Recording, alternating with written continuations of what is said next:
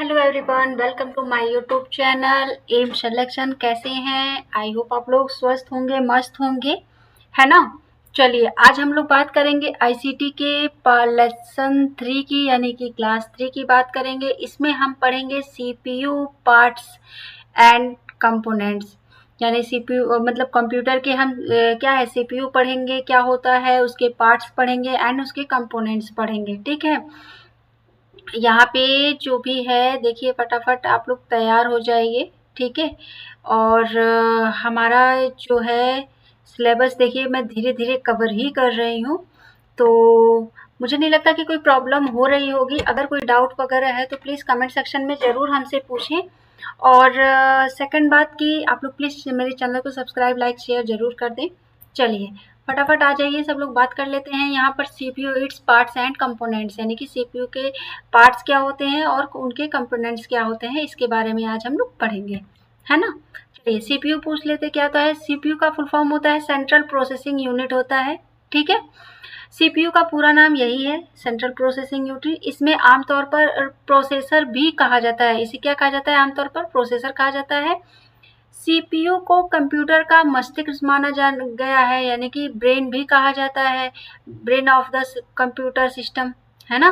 CPU को, यानी कि the CPU is often called the brain of the computer system, है ना। Because it's control all the activities, यानी क्योंकि यह क्या है, सभी गतिविधियों को क्या करता है, कंट्रोल करता है ना। तो इसलिए इसको ब्रेन कहा गया है। चलिए अब बात कर लेते हैं, वास्तव में सीपीयू एक इलेक्ट्रॉनिक माइक्रोचिप या माइक्रो प्रोसेसर है। ठीक है। जो उपयोगकर्ता, यानी कि जो यूजर होते हैं, जो द्वारा दिए गए निर्देशों के अनुसार डेटा को प्रोसेस करता है। जो यूजर होते हैं, जो भी डेटा कमांड देते हैं, जो भी उसको क्या करता है, वो प्रोसेस करता है ना। तो इसको इजली भी में आप लोग समझ गए होंगे, कोई प्रॉब्लम नहीं हुआ होगा आपको। ठीक है। अब हम बात कर लेते हैं पार्ट्स ऑफ सीपीयू, यानी कि पार्ट्स के भाग क्या, मतलब सीपीयू के भाग क्या होते हैं। ठीक है। आमतौर पे अगर देखा जाए तो सीपीयू 3 भागों में बटा हुआ है। ठीक। जो है इसके 3 मेन पार्ट्स होते हैं। एक हो गया एएलयू, यानी कि क्या है, अरिथमेटिक लॉजिक यूनिट हो गया। ये जो है यहाँ पर एएलयू सभी गणितीय कार्य जैसे जोड़, घटाव, गुणा, भाग और तार्किक कार्य जैसे तुलना करना, ये सब क्या है, अर्थमेट्रिक का काम होता है ना। एएलयू करता है। अब यहाँ पे बात कर लेते हैं सीयू क्या है, कंट्रोल यूनिट, है ना। कंट्रोल यूनिट कंप्यूटर की सभी गतिविधियों को नियंत्रित करती है। यह डेटा और निर्देशों के प्रवाह को कंप्यूटर के विभिन्न हिस्सों के बीच निर्देशित करती है। ठीक है। समझ गए आप।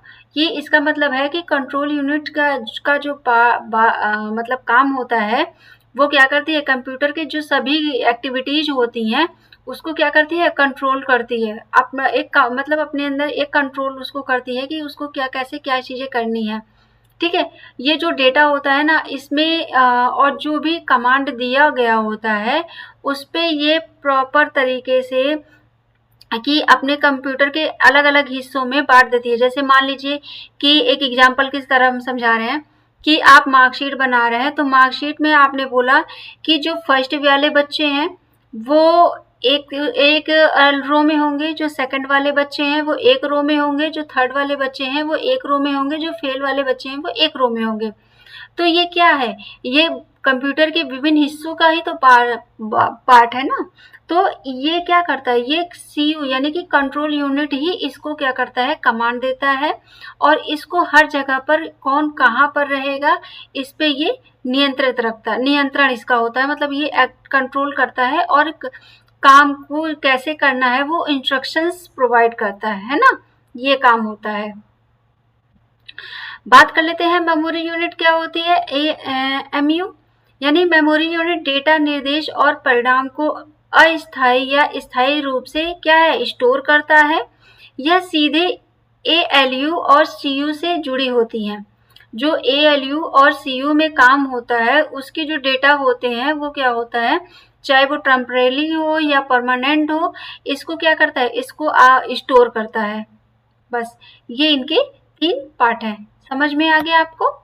चलिए अब बात कर लेते हैं कि कंपोनेंट्स ऑफ सीपीयू, सीपीयू के घटक क्या क्या हैं, इसके बारे में हम थोड़ा चर्चा कर लेते हैं।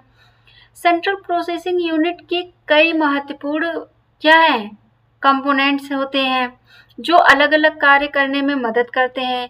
ये जैसे इस प्रकार है, चलिए देख लेते हैं। जैसे रजिस्टर्ड हो गया। रजिस्टर सीपीयू के अंदर स्थित हाई स्पीड मेमोरी का एक बहुत छोटा भाग होता है। यह सीधे प्रोसेसर से जुड़ा होता है और कंप्यूटर के अन्य भागों की तुलना में इसे अधिक तेजी से एक्सेस किया जा सकता है। रजिस्टर अस्थायी डेटा निर्देश और एड्रेस को प्रोसेसिंग के दौरान संग्रहित करते हैं। समझ गए आप? चलिए अब बात कर लेते हैं कैशे मेमोरी क्या होती है। कैश मेमोरी एक छोटी और तेज मेमोरी होती है जो सीपीयू और मुख्य मेमोरी रैम के बीच स्थित होती है।